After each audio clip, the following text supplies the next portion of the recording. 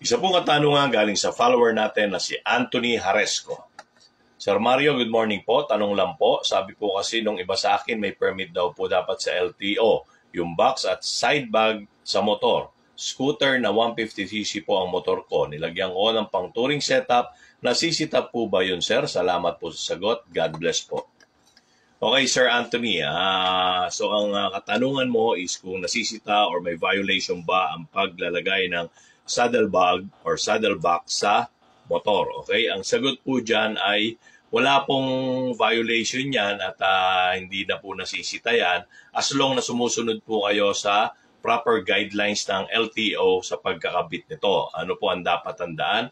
Kailangan pag nagkabit kayo ng saddle bag or saddle box ay hindi lalagpas ito sa upuan ng motor at hindi rin po ito lalagpas sa tail end ng motor.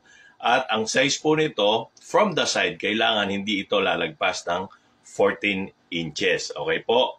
Pag ginawa nyo po yan, wala pong violation yan at hindi kayo masisita. Pero yung mga ibang custom-made na saddle bag at saddle box na malalaki na po, yun na po ang kailangang i-rehistro.